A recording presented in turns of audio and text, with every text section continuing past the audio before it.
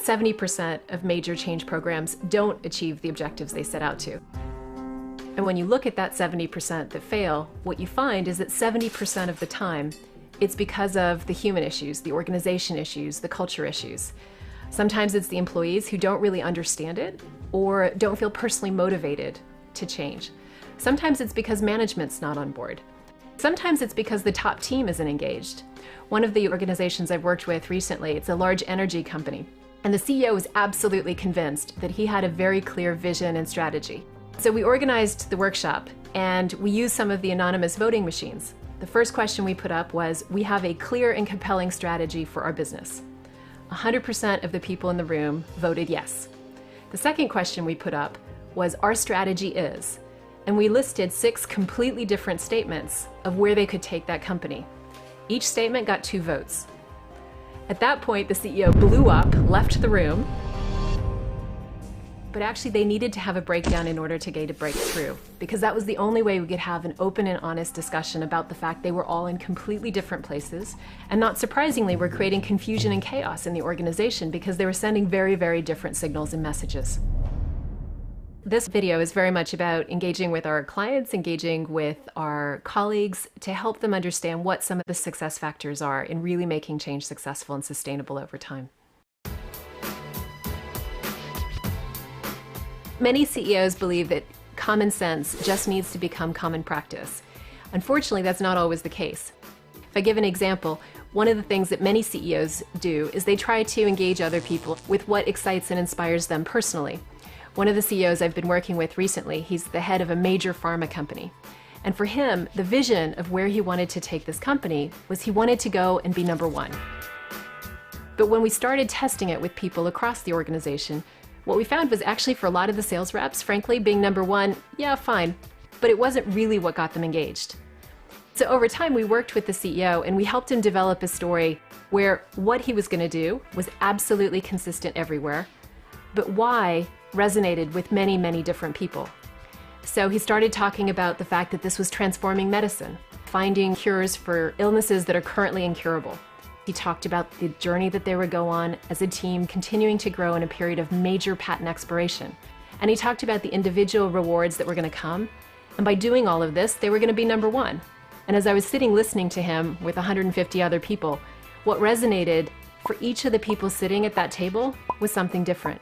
But each of them left motivated, excited, and passionate about making that vision a reality. There are at least 5 sources of meaning around society and mission, about the customer, about the company, about the team, and about me personally.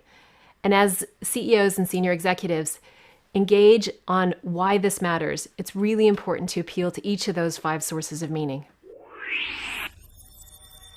We looked at the S&P 500, and one of the interesting things, if you look at 1935, is the average lifespan of a company on that list was 90 years. If you fast forward to 2010, that average lifespan has dropped to only 14 years. Half of the companies on the list in 2010 will not be there in 2017. Now, they won't all go bust, but what it does mean is the necessity of being able to change yourself. Perhaps one of the classic examples is the Italian Postal Service. They hadn't made a profit in half a century. Their quality standards were so low they didn't achieve the minimum on the European standard scale. And yet, in the period of about 3 or 4 years, they went from that initial starting point to being the 3rd largest financial services institution in Italy. Now, it's that kind of transformation where there's no going back, where it's a radical step change in skills and mindsets and capabilities and processes. That's what we're trying to achieve. When we look at a transformation, we typically think about 5 frames. The first one is being really clear about where you're going. It's about aspire. What's your vision? What's your strategy? What are the targets? And how do you create a really compelling story that's going to engage your organization? If you're not very clear on those targets, your chance of success isn't 30%, which is the average. It's actually only 12%. Where you have very clearly defined targets, you more than double your chances of success. Once you've gone through the aspire phase, it's then critical to assess. When organizations actually spend the time to really look hard at whether they have the capabilities to succeed and whether they have the mindsets to succeed, they're between 4 and 6 times more likely to be successful. The third step is to architect. So once you have a clear vision of where you want to go and you know where you are today, you then need to create a plan that's going to get you from here to there. It's also about how do you change individuals. What we found is that there are 4 things that need to be in place. The first one is they have to understand why they have to change, and it has to mean something to them individually. The second thing is all the systems and processes need to be in place to reinforce the new set of behaviors. The third lever is they have to have the skills to do it.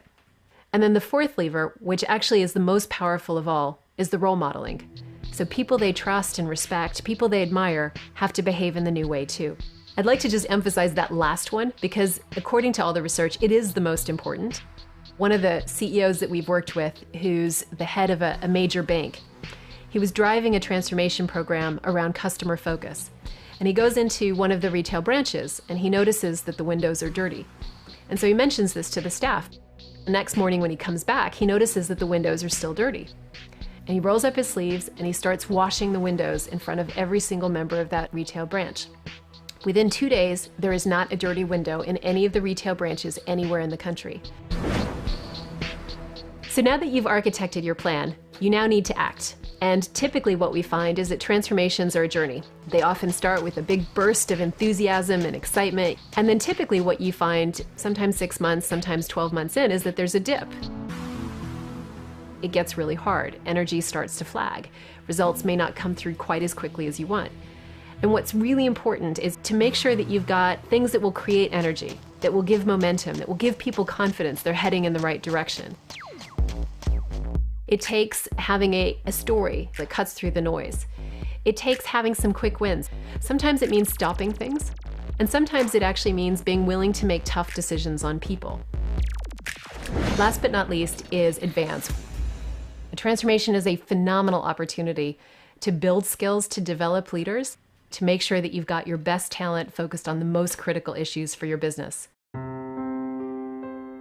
So when change really works, you can go in and you can look and touch it and feel it. You can see people who are excited, who are passionate, who are doing things they never thought possible, who genuinely believe in the power and the impact of what they've done and feel like they have personally grown tremendously from the experience. One of the clients I work with, they have seen their share price literally increase by 5 times in the last 5 years.